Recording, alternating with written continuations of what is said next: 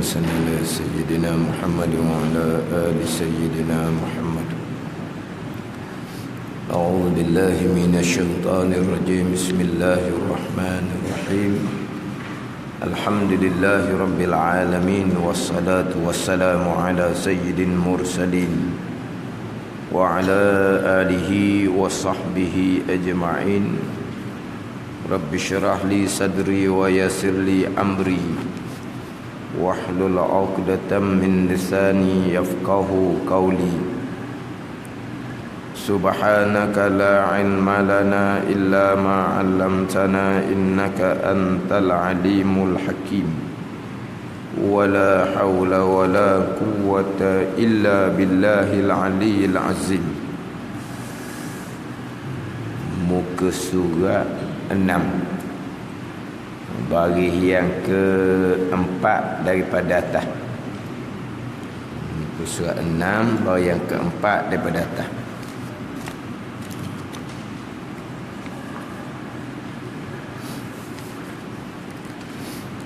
Qala al-muallifu rahimahullahu ta'ala wa nafa'ana bi'ulumihi amin.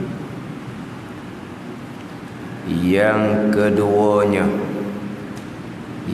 kedua daripada 6 rukun iman, percayakan akan malaikah.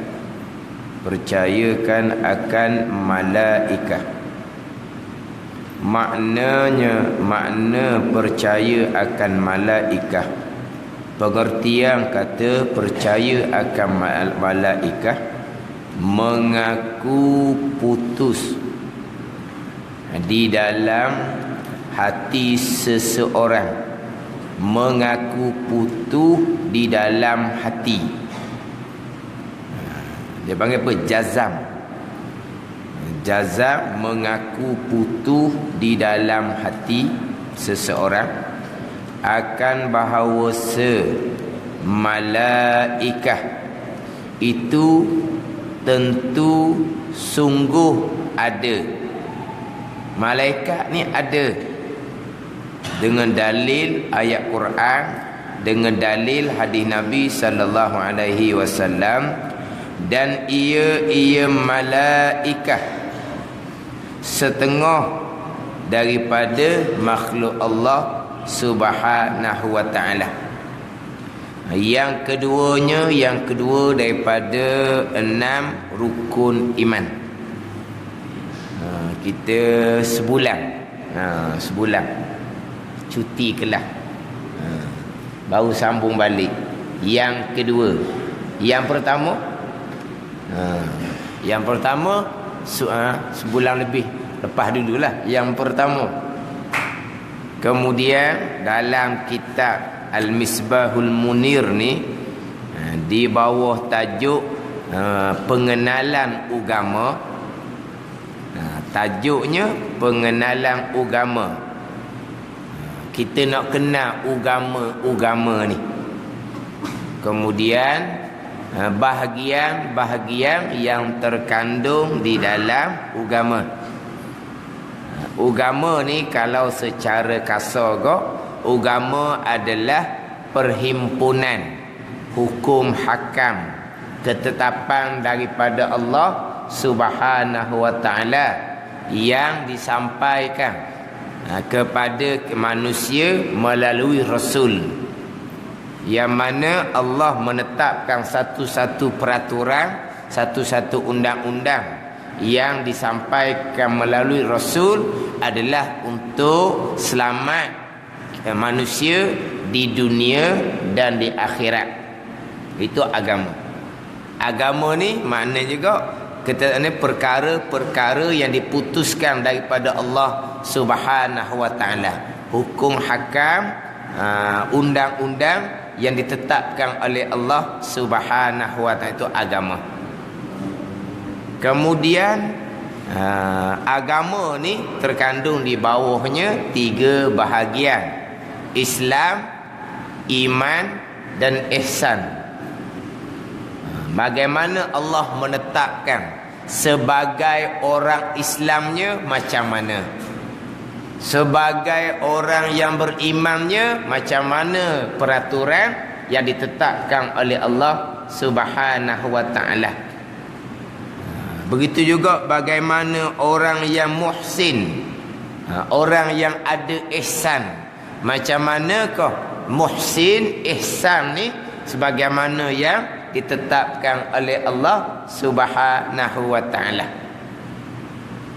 Berkait dengan Islam pun ketetapan daripada Allah, berkait dengan iman kepercayaan pun ketetapan daripada Allah, berkait dengan ihsan pun ketetapan daripada Allah. Yang mana ketiga-tiga ni komponen bahagian dalam agama yang datang daripada Allah melalui Rasul Nabi sallallahu alaihi wasallam, tu agama. Kemudian dalam kitab ni didatangkan pula pengertian Islam, pengertian iman, kemudian di hadapannya pengertian ihsan. Apa makna Islam, apa makna iman, apa makna ihsan. Islam secara kasarlah, Islam ni kita terima secara zahir akan ini hukum hakam yang datang daripada Allah Subhanahu wa taala, terima secara zahir. Kita akur secara zahir. Sebab Islam ni dengan makna al-istislam wal-inqiyad, dengan makna kita serah diri, kita terima dan kita akur. Itu Islam. Kita terima serta kita akur akan ketetapan Allah Subhanahu wa taala. Mana kalau kita sebut carekah kau Islam, kita terima, kita akur akan agama. Agama ni perkara yang datang daripada Allah. Kita terima dan kita akur. Allah menetapkan wajib, kita akur wajib. Allah menetapkan bahawa haram, kita akur bahawa perkara ni haram. Allah datangkan berkaitan dengan perkara-perkara yang gaib yang disampaikan oleh Nabi sallallahu alaihi wasallam, kita pun akur, ya, ada perkara-perkara yang gaib. Perkara yang gaib ni sama ada di dunia sekarang ataupun gaib ni hak kemudian daripada mati. Itu semua perkara yang ditetapkan oleh Allah Subhanahu wa taala, yang disampaikan oleh Rasul. Sebagai orang Islam kita terima. Jangan pertikai, jangan tolak, jangan engkar. Itu orang Islam. Kemudian iman pergi kepada percaya hati akan agama. Itu iman. Percaya hati akan agama. Kemudian kita terima dan percaya akan agama, kita pergi kepada tunaikan, laksanakan, buat apa yang ditetapkan oleh agama, tinggalkan apa yang dilarang pada agama. Itu pergi kepada yang ketiga, iaitu ihsan. Ini tiga bahagian. Ada ketiga-tiga ni baru dipanggil orang yang beragama. Ada ketiga-tiga ni dia panggil orang yang beragama. Tanpa ada ketiga-tiga ni tidak dinamakan orang yang beragama. Kalau tidak ni buat hak Tuhan perintah, tidak tinggal hak Tuhan larang, tidak dinamakan orang yang beragama. Beragama yang sempurna jikalau tidak ada ihsan. Tetapi kalaulah Islam dengan makna terima, diengkar, tidak beragama dengan makna batal agama, batal Islam. Ataupun hatinya tidak percaya kepada perkara agama, ini pun dipanggil orang yang tidak beragama, yang batal iman. Tetapi kalau Islamnya ada, imannya ada, tetapi ihsannya tidak ada, dinamakan orang ni orang yang tidak beragama. Sebab nak panggil orang yang beragama lengkap ketiga-tiga bahagian. Tetapi tidak beragama yang sempurna bukan batal. Itu masalah tidak beragama jikalau tidak ada bahagian yang ketiga, iaitu ihsan. Ini permulaan kita nak faham agama. Antara tiga ni, Islam, iman, ihsan. Ini kena faham boleh, kena kemah dalam bab ni. Kemudian perkara agama, sebagai orang Islam kita kena terima, sebagai orang yang beriman kita kena percaya agama yang dibawa datang oleh Nabi sallallahu alaihi wasallam. Nabi bawa datang, Nabi hanya bawa datang agama tu agama daripada Allah Subhanahu wa taala. Kita maklumlah Nabi kita adalah rasul, utusan Allah Subhanahu wa taala, tukang bawa. Tuang agamanya syarik adalah Allah Subhanahu wa taala, tuan agama yang hakiki. Tetapi terkadang tukang bawa ni Rasul Nabi sallallahu alaihi wasallam dipanggil syarik juga, tuang agama juga. Terkadang Nabi kita ni Rasul yang tukang bawa sahaja, tetapi terkadang dipanggil syarik juga, syarik tuan agama. Tu syarik majazi, bukan hakikilah, bukan sebenar-benar. Tapi oleh kerana yang bawanya Nabi SAW, seolah-olahnya agama ni hak Nabi. Lepas tu kita kata ini hukum agama hak Nabi ni. Mana ada hukum agama hak Nabi? Hukum agama hak Allah. Nabi ni Rasul, utusan, bukan hak Nabi. Tapi kita kadang-kadang kata ini hukum hak Nabi ni. Mana apa hukum hak Nabi? Majazi. Kita letak kata hak Nabi, tapi hakiki sebenar-benarnya hak Allah Subhanahu wa taala. Mana kalau kata hak Nabi pun tak salah. Kalau kata tuang agama pun tuang agama tu Nabi pun tak salah, tapi bukan hakikilah. Itu majazi. Majazi ni nak letak mana ke apa? Sementara ke apa panggil? Hakiki ni hak sebenar-benar. Majazi ni gitulah, faham tak? Dalam saya masa ngaji dulu pun tu budak terjemah majazi gitu jelah. Tapi kadang-kadang orang sekarang ni dia terjemah dengan bahasa Melayu tu, kita dengar tu memang comel dia terjemah. Kita tak pandai terjemah kita, tapi comel dia punya bahasa dia tu lah.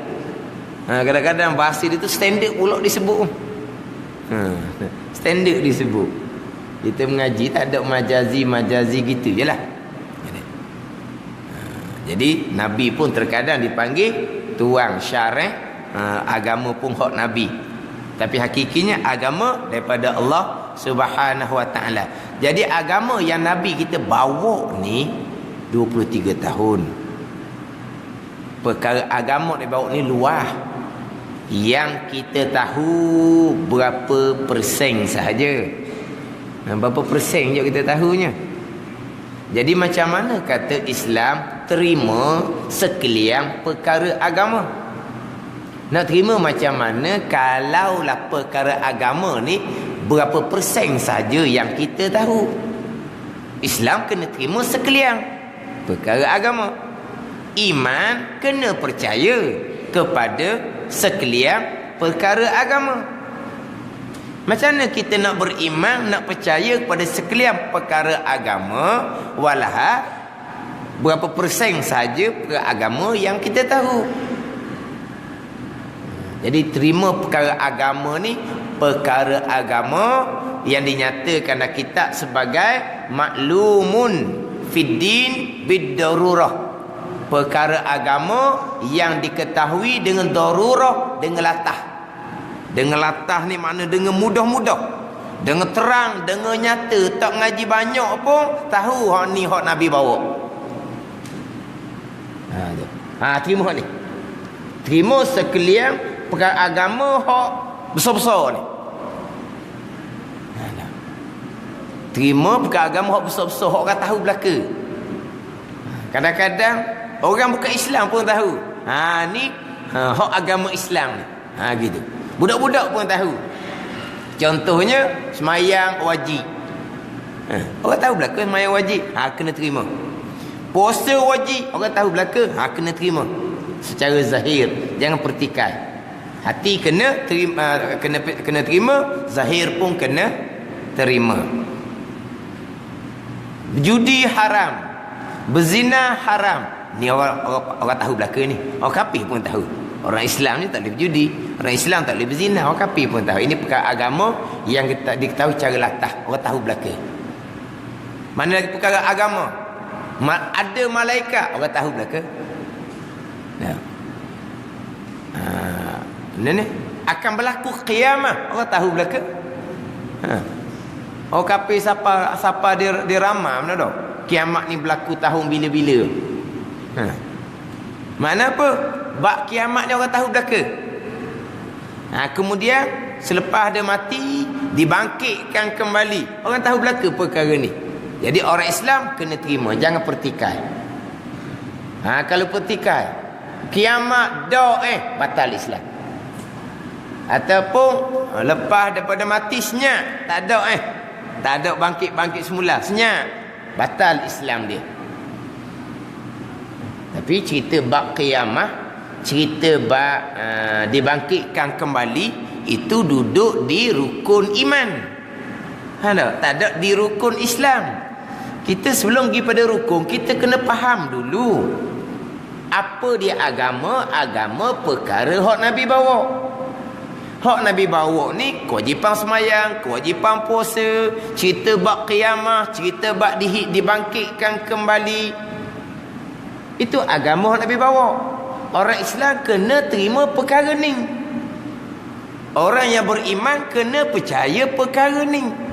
Jadi maknanya nisbah Islam dengan iman, perkara yang kena terima, kena percaya perkara yang sama. Yang bezanya, Islam terima secara zahir, tidak pertikai, tidak tolak secara zahir. Adapun iman, masuk selapis lagi, at-tasdiqul qalbi, percaya hati iman. Bezanya situ je. Tetapi kita tengok di rukun tu agak berbeza. Di rukun Islamnya pergi kepada amalan hak zahir, pergi kepada rukun imannya kepada perkara-perkara yang diantaranya perkara yang gaib. Contohnya ada. Jadi oleh kerana Islam ni hak abuang zahir, maka rukunnya didatangkan perkara yang zahir. Oleh kerana iman ni pergi kepada persoalan kepercayaan, maka di rukun imannya pergi kepada perkara gaib. Sebab ini bergantung kepada kepercayaan. Sebab itulah selain daripada kita kena faham molek dia punya takrifan Islam dan iman, kita kena faham pula rukun Islam, rukun iman ni hak mana asas dia. Asas rukun Islam, rukun yang pertama, 2 kalimah syahadah. Asas kepada iman, rukun yang pertama, dan rukun yang keempat, beriman kepada Allah dan beriman kepada Rasul. Walaupun beriman kepada Rasul tu duduk nombor 4. Susunan rukun iman pertama, beriman pada Allah, malaikat, kitab. Yang keempat pergi pada Rasul. Susunan tu disusun oleh Nabi sallallahu alaihi wasallam sendiri. Tetapi disusun seumpama tu, susun dipanggil untuk ra'i. Tertibul waqi' dia panggil. Bagaimana agama didatangkan kepada kita, Allah utuskan, Allah wahyukan kepada malaikat, malaikat bawa kita kepada Rasul. Itu jadi susunannya Allah, malaikat, kita, Rasul. Tapi asas kepada iman adalah beriman kepada Allah, beriman kepada Rasul, hak kepercayaan yang datang daripada zahirnya syahadah. Kita mengaku Allah, kita mengaku Nabi itu sebagai utusan Allah. Itu asas dia. Apabila kita mengaku Allah Tuhan, rukun Islamnya, kita mengaku Nabi Muhammad utusan Allah, berarti kita akan terima segala perkara yang datang daripada Allah, yang dibawa datang oleh Rasul. Jadi hak datang daripada Allah, hak dibawa datang oleh Rasul, semayang je, puasa je, zakat je, haji 23 tahun tu.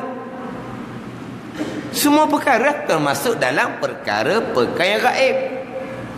Jadi sebagai orang Islam, kena terima persoalan malaikah, kena terima persoalan qiyamah, kena terima persoalan dibangkitkan kembali, ada perhitungan, ada syurga, ada neraka. Itu masuk di bawah rukun syahadah. Masuk di bawah rukun syahadah. Kemudian barulah pergi kepada hak semayang, puasa, zakat, haji. Hak pergi kepada hak zahir, sebab Islamnya terima secara zahir. Jadi nak nyatanya kena terima semayang, puasa, zakat, haji. Nyata orang ni orang yang terima. Nyatanya di situ.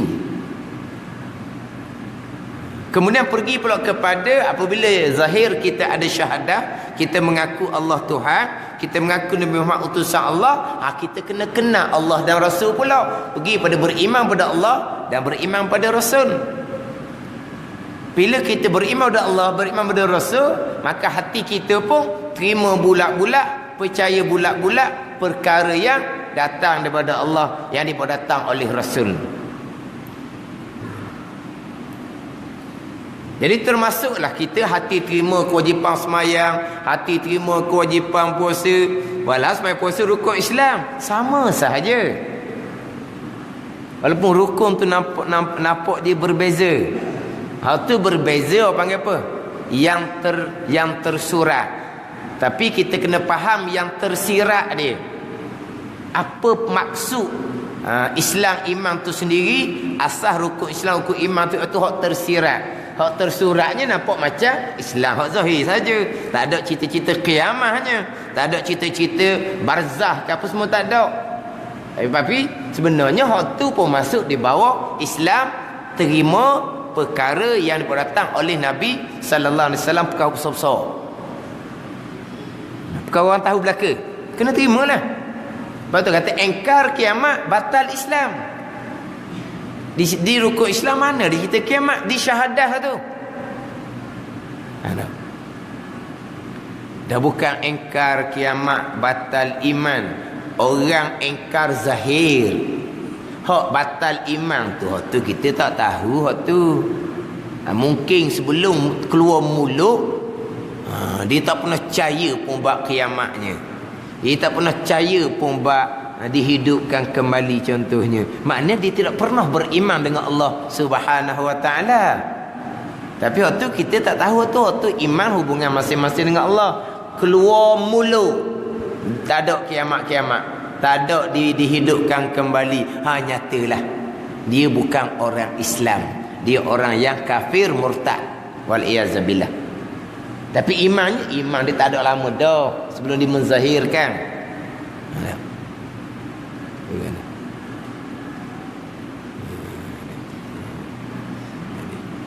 Jadi bezanya antara Islam dengan iman adalah zahir dengan hati. Itu sahaja yang bezanya.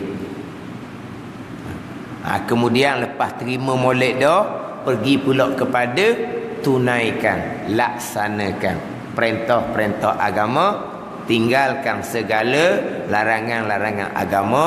Itu pergi kepada ihsan. Ihsan ni dalam kitab kita di hadapannya, buat baik. Maknanya mengerjakan segala perintah Allah dan meninggalkan segala larangan Allah. Itu ihsan. Orang muhsin ni, orang yang melakukan kebaikan, Tuhan kata wa kadzalika najzil muhsinin ni, kami akan balas orang yang muhsin, orang yang melakukan kebaikan, dengan mana orang ni mengerjakan segala perintah Allah dan meninggalkan segala larangan Allah Subhanahu wa taala. Hak Nabi kata ihsan adalah anta'budallah, bahawa engkau mengabdikan diri kepada Allah. Jibril AS tanya Nabi, akhbirni anil ihsan ya Muhammad, cerita akan daku apa di ihsan. Nabi pun jawab, ni anta'budallah, bahawa engkau mengabdikan diri kepada Allah Subhanahu wa taala. Apa makna mengabdikan diri? Buat hak Tuhan suruh, tinggal hak Tuhan larang. Hak Tuhan suruh kewajipan-kewajipan ni, kita sebagai orang Islam awal-awal kita terima dah. Kita orang beriman awal-awal kita percaya hati dah. Kemudian kerjakanlah hak perintah tu. Kerja tu dipanggil ihsan. Ada ihsan barulah sempurna Islam dia. Lengkap dah dia sebagai orang Islam.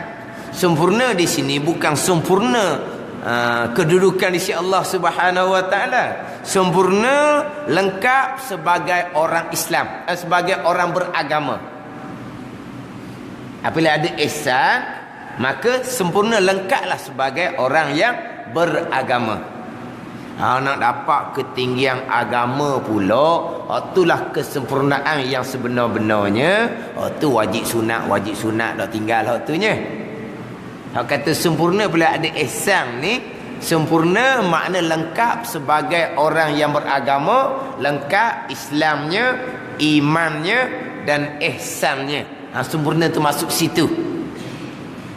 Orang sempurna sebenar-benarnya muqarrabin, orang yang hatinya hampir dengan Allah Subhanahu wa taala, itu orang sempurna sungguh. Kita kata ada ihsan sempurna ni, sempurna sebagai orang yang beragama. Apa panggil orang beragama? Tetapi nak menyempurnakan ketiga-tiga bahagian ni, kena baliklah kepada ilmu. Kena balik pada ilmu agama. Kita nak lengkapkan Islam, iman dan ihsan, bahagian agama, kita kena dahulukan ilmu dia.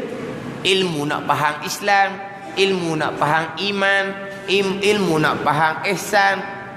Ilmunya apa pula? Ilmu tauhid, fiqh, tasawuf. Itu dia panggil ilmu agama. Yang ulama pecah kepada tiga ni, ambil sempurna daripada bahagian agama tiga juga, Islam, iman dan ihsan. Maka ulama pun memecah ilmu agama kepada tiga ilmu ni. Jadi sebelum kita nak pastikan kita ni jadi orang beragama, kita kena mengaji ilmu agama dulu. Ilmu agama ni tauhid, fiqh, tasawuf. Yang mana tauhid, fiqh, tasawuf ini adalah datang daripada Quran dan hadis Nabi sallallahu alaihi wasallam. Sebab agama hak Nabi bawanya dua, Quran dan hadis. Perjalanan agama kita ada dua sayap. Mana sayapnya Quran dan hadis. Tetapi ulama ambil dari Quran hadis untuk memudahkan kita ni memahami Quran dan hadis. Ulama pun memecahkan hak pembahagian dalam Quran, hak Islamnya mana, hak imannya mana, hak ihsannya mana. Ulama pun pecah kepada tiga ilmu untuk memudahkan kita mempelajari ilmu agama hak tadi. Untuk mudah kita belajar, bukan untuk kita pilih-pilih. Bukan untuk kita pilih-pilih. Kalau kita pilih-pilih antara tiga ilmu ni, tu bukan orang yang nak kepada ilmu agama untuk menjalani kehidupan beragama. Ini bukan orang beragama. Walaupun dua bahagian ni agama juga. Tetapi kalau ambil satu bahagian saja, dua bahagian saja, bukan ketiga-tiga bahagian, ini bukan orang beragama. Bukan orang beragama. Orang beragama kena ada tiga, Islam, iman dan ihsan. Ilmunya tauhid, fiqh, tasawuf, asas. Untuk menjadi beragama, kemudian nak sempurna agama, ilmu ni mengaji tak habislah. Tapi ilmu untuk asas agama, untuk jadi beragama, ni kena cukup molek. Asas-asas tu kena cukup molek lah. Hak asas dia. Hak asas-asas pokok-pokok tu. Kemudian ilmu agama Nabi bawa selama 23 tahun. Nak ngaji hak tu sepakat mati pun takkan habis. Kita akan ngaji sampai ke bila-bila. Tapi sebelum tu nak memastikan kita ni beragama, kembalilah kita nak cari kesempurnaan dalam beragama. Kita ngaji ilmu hak lebih-lebih tinggi. Tapi kena pastikan kita ni betul jalan agama terlebih dahulu. Dengan Islam, iman dan ihsan, hak asas-asas, hak kasar-kasar, hak besar-besar tu.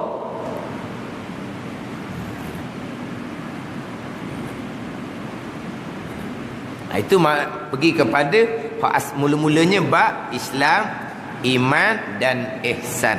Ihsan belum dibicarakan lagi lah. Ihsan tu di bawah. Bawalah pergi kepada rukun Islam dan pergi kepada rukun iman.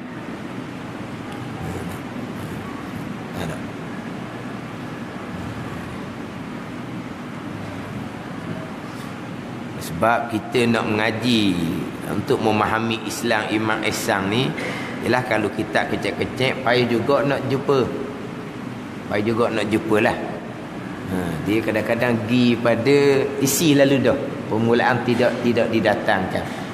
Cuma bergantung kepada orang yang mengajar lah.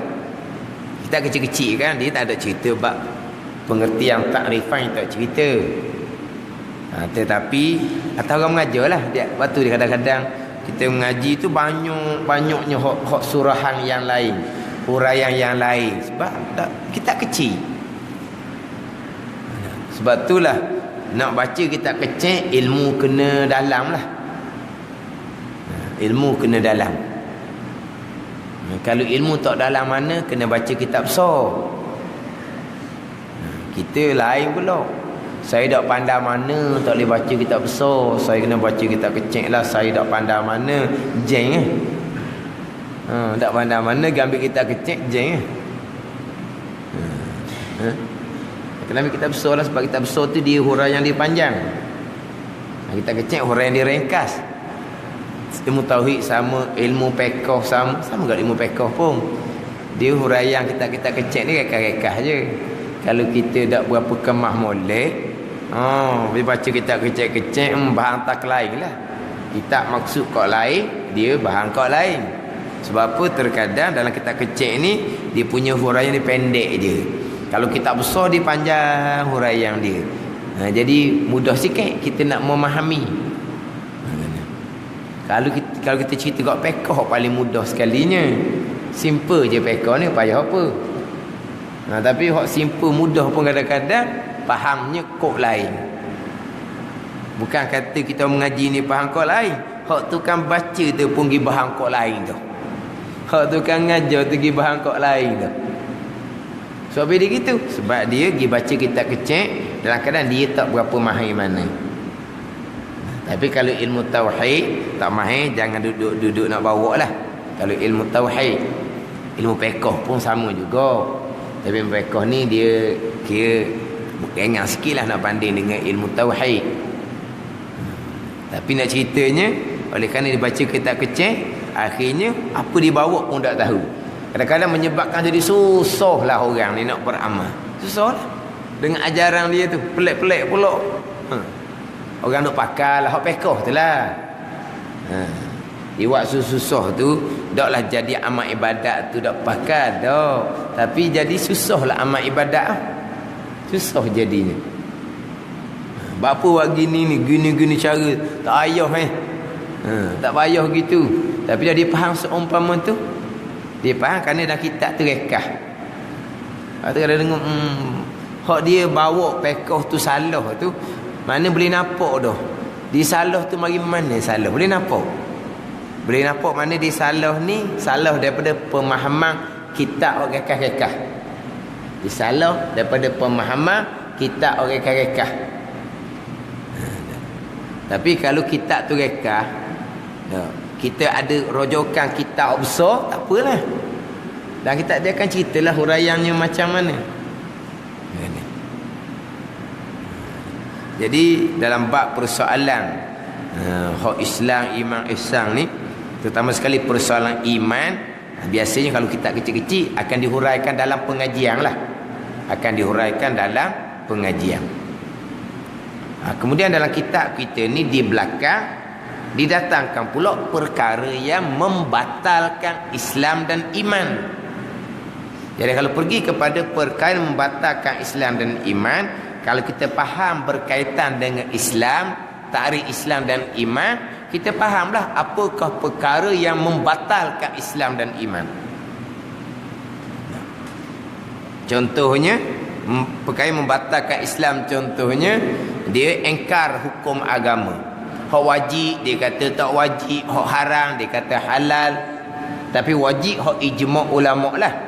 Kalau kata haram, haram yang ijma' ulama', perkara yang semua orang tahu belaka. Tiba-tiba hak wajib ijma' ulama', contoh wajib semayang, dia kata tak wajib, maka batal lah Islam dia nya. Puasanya tak wajib, maka batal lah Islam dia nya. Berjudinya halal, haram judi ijma' ulama'. Berzinanya tak apa, sebab suka sama suka, bukan rogu-rogu. Rogu barulah haram. Sebab apa? Sebab dipaksa orang. Kalau berzina ni sama-sama suka, kenapa nak haramnya? Tak apalah. Makna dia engkar hukum agama. Yang mana haram zina ni ijma' ulama' kata haram, dan semua orang tahu belaka. Tiba-tiba dia kata halal, tak apa, batal Islam dia, walaupun tak pernah berzina sekalipun. Jadi bila faham takrif Islam dan iman, pergi pada perkara yang membatalkan, dia akan fahamlah. Ada kita ada di belakang berkaitan dengan perkara yang membatalkan Islam dan iman, perkara yang menyebabkan jadi murtad. Wa yazabillah.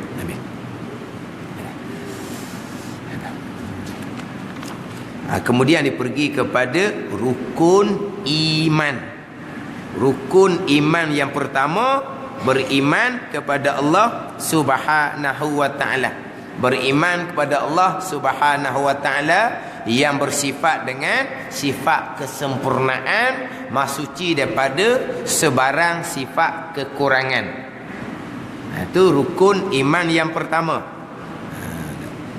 Jikalau hatinya tidak beriman, tidak mengaku putus, Allah bersifat dengan sifat kesempurnaan.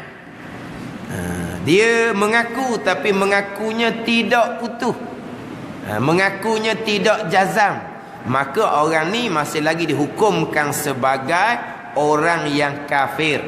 Tapi kafir bab kepercayaan ini, kafir di sisi Allah Subhanahu wa ta'ala. Zahirnya adalah orang Muslim, orang Islam, selagi dia tidak keluar di mulut.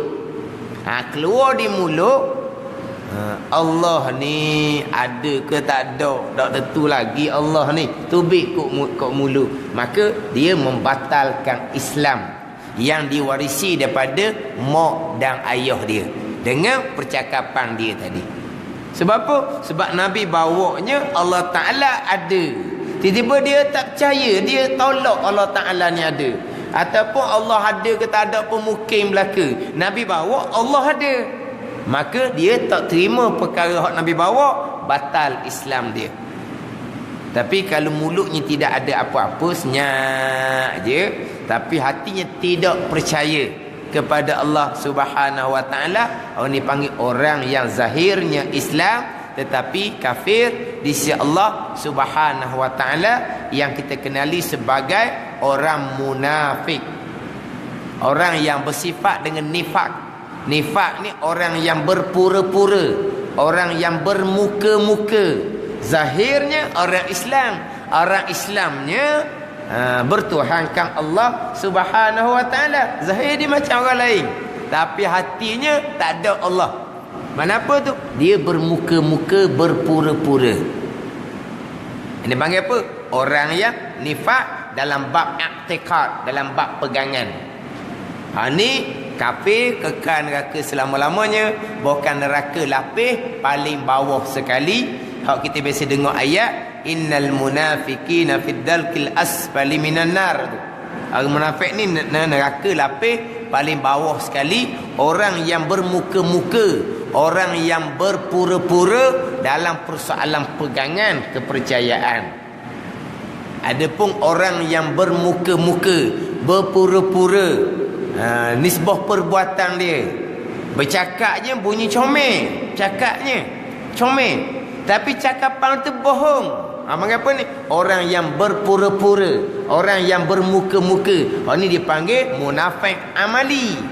Bukan pegangan, bukan kepercayaan. Ini berpura-pura nisbah pekerjaan zahir dia. Dia cakap manis, dia cakap molek. Kita dengar tu kita macam ya dah dia cakap bohong. Panggil apa? Berpura-pura. Nifak. Dia panggil munafik amali. Ini neraka lah, tapi bukan kafir.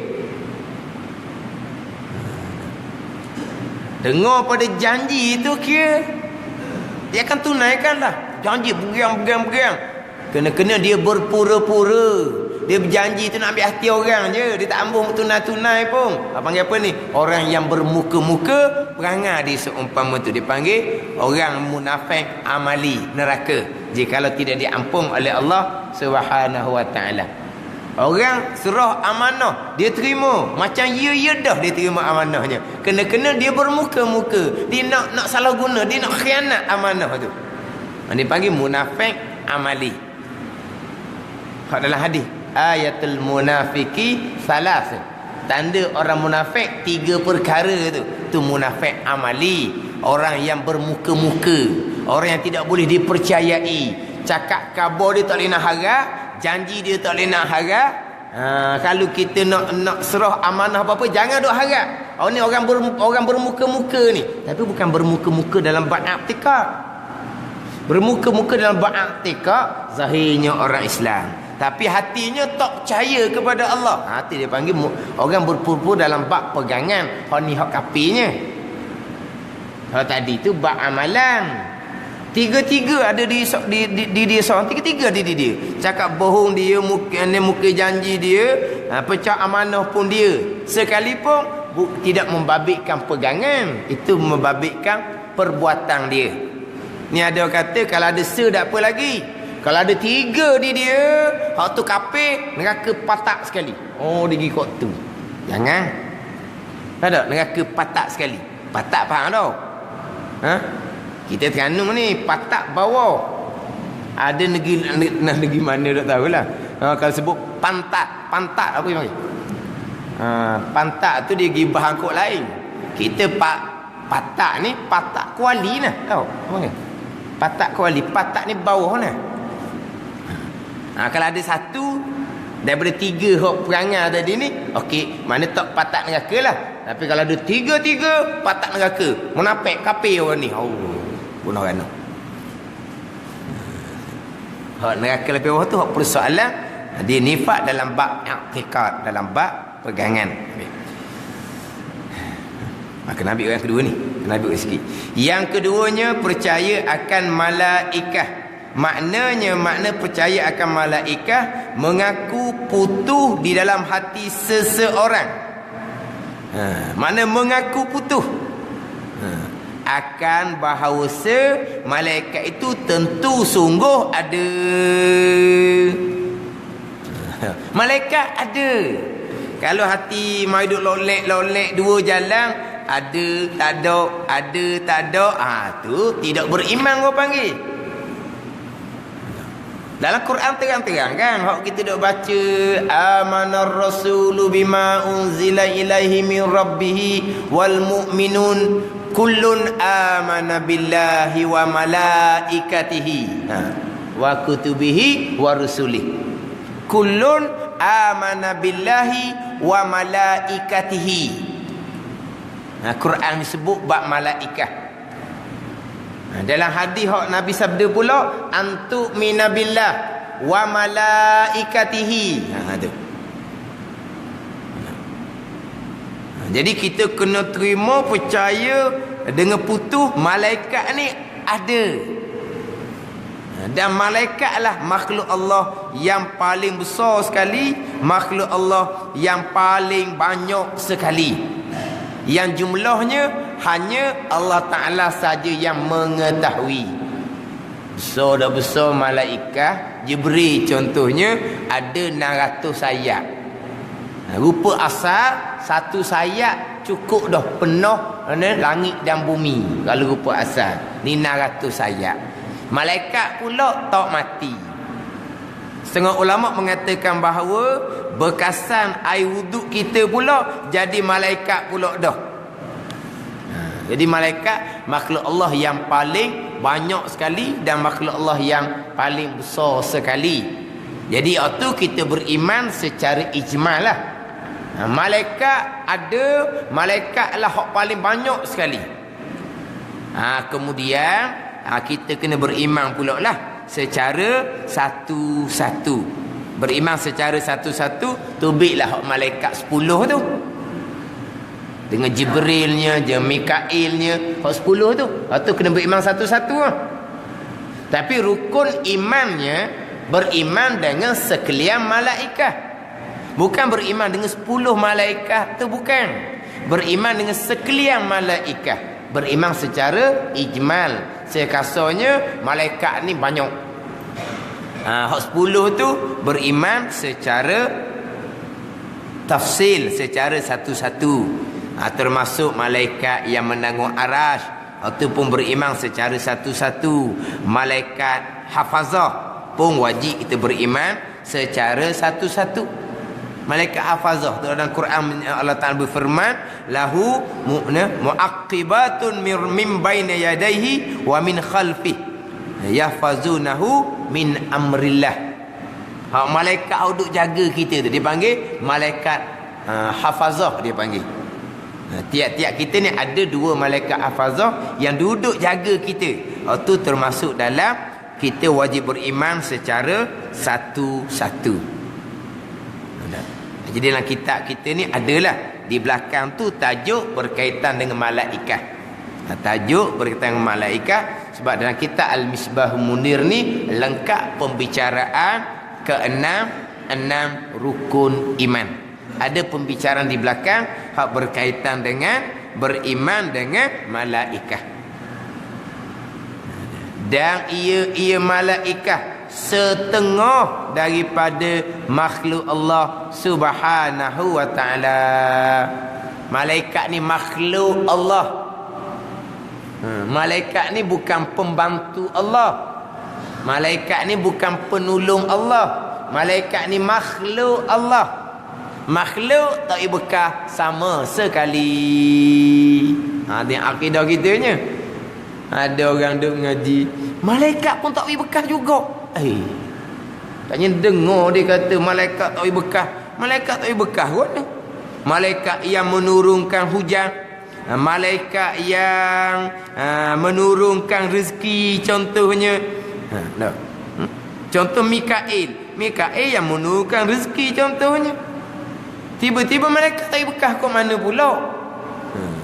Malaikat yang meniupkan roh, malaikat yang cabut roh. Itu Israel.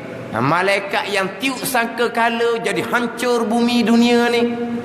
Tiup sangkakala yang kedua dibangkitkan kembali. Siapa yang tiup? Malaikat. Tiba-tiba malaikat tak bekas pula dah. Ke mana? Makhluk Allah tak bekas. Lepas tu dia cerita-cerita tugas malaikat. Itu tugas yang Allah Ta'ala nyatakan. Sama macam kita pun ada tugas. Tugas kitanya mengabdikan diri kepada Allah. Tetapi perbuatan kita, pergerakan kita mengabdikan diri kepada Allah, hak menjadi tugas kita itu semua perbuatan Allah Subhanahu wa ta'ala. Sama juga dengan malaikat yang menjalankan tugas, jadi kerjaan semuanya perbuatan Allah Subhanahu wa ta'ala. Bukan malaikat yang menghidup, yang mematikan. Kita dah baca dah kan, yuhyi wa yumit wa huwa ala kulli syai'in qadir. Menghidup oleh Allah, memati oleh Allah, dan Allah yang kuasa atas tiap-tiap sesuatu. Allah yang menghidup, Allah yang memati. Wa yarzuqu man yasha, dan rezeki oleh Allah akan siapa yang ia kehendak. Allah rezeki, bukan Mikail yang menurunkan rezeki. Sebab apa? Malaikat adalah makhluk Allah Subhanahu wa ta'ala. Kita nak ngaji malaikat, nak ngaji tugas-tugas malaikat, kita ngaji kenal Tuhan dulu. Nah, Kenal Tuhan dulu ke kenal malaikat dulu? Kenal Tuhan dulu. Oh, dia kata pelik lah yang dengar ustaz kita duduk pegang malaikat lah. Kita duduk ngapa dah tugas tu. Malaikat lah. Jadi macam malaikat ni penolong Allah. Nah, pembantu Allah. Ingat sikit Tuhan. Dah banyak pembantu. Mudabbirin. Yang mentadbir langit dan bumi. Jibril, Mikail, Israfil, Israel. Digelar sebagai mudabbirin. Yang mentadbir langit dan bumi. Itu tugas zahir. Hakikinya yang mentadbir langit dan bumi adalah Allah Subhanahu wa taala. Hak kita baca dalam surah Sajadah tu, yudabbirul amra minas samaa. Yudabbiru tu siapa? Allah yang mentadbir.